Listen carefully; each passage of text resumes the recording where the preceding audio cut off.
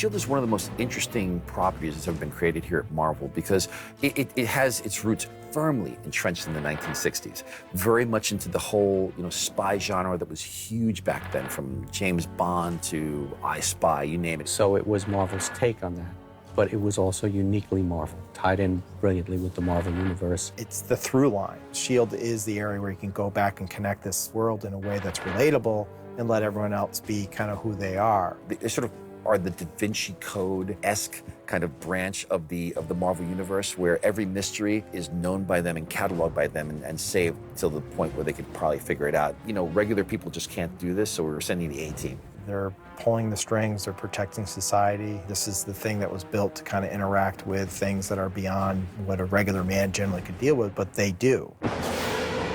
You have this great grizzled war vet, Nick Fury, Sergeant Fury, who ends up running this international organization, peacekeeping organization. This is a way of taking a character who you think might have been misplaced in the 60s and finding a place for him.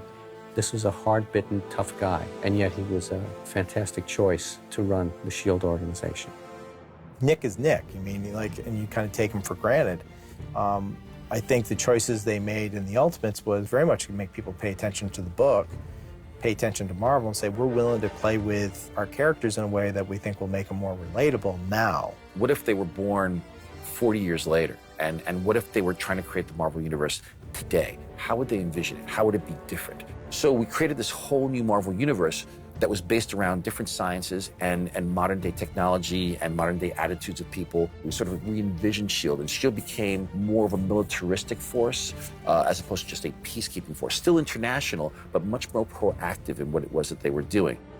We created Nick Fury as an African-American character, which we felt was something that we needed to do. The movie version, very inspired by the Ultimates version with the help of Mr. Jackson, and he's proven to be very cooperative on the publishing side also. When I was a kid, Nick Fury was a white guy running through the jungle with a whole bunch of other white guys.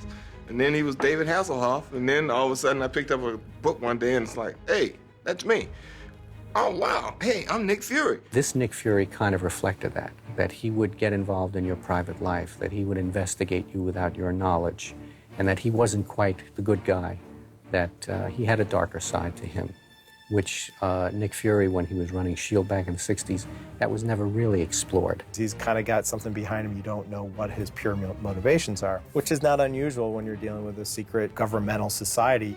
This guy would face you down and interfere with your life. Straight from the Ultimates. That's why we cast him. We thought fans would go crazy if Sam Jackson showed up with an eye patch and he looked just like he did in the books. When we contacted his people, we were like, we need him for half a day. And I think we did that half a day in the first picture on a Saturday. No one was supposed to know. We didn't even let him walk from his trailer to the set. We drove his car onto the stage, parked it next to the set. He did his thing, got back in the car, drove back to his trailer. We were so convinced that no one's ever going to find out. It's going to be such a secret. It is so on super duper lockdown, but it was so cool, such big news that by Monday, it was all over the place. When I look at comic books, I always see them as movies anyway. I have for a very long time. So all of a sudden it was like, well, I got this job. I don't have to audition. I don't have to do anything. I just got to wait on the green light the movie and I'm in. I was, all in favor of it. Plus, I've always liked, Nick Fury. Even when he was a white guy, I liked him. He was very cool.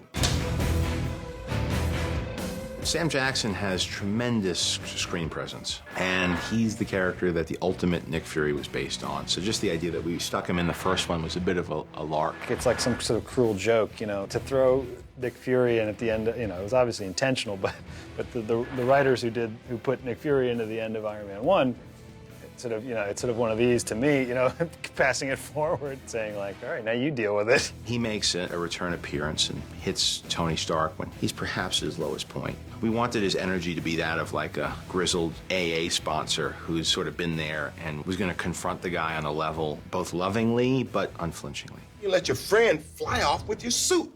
Now, if I didn't know better. You don't know better. I didn't give it to him, he took it. Whoa, whoa, whoa. He took it? You're Iron Man, and he took the suit from you? People can take things from Iron Man, and he can't take them back? Is that right? I'm here to give some exposition. Maybe next time I'll get to kick some ass. I go slow. The same thing happened in Star Wars. I showed up, I didn't do anything, went to a funeral. Next time I showed up, I kind of sat there and talked to some people. Next time I got to kick some ass.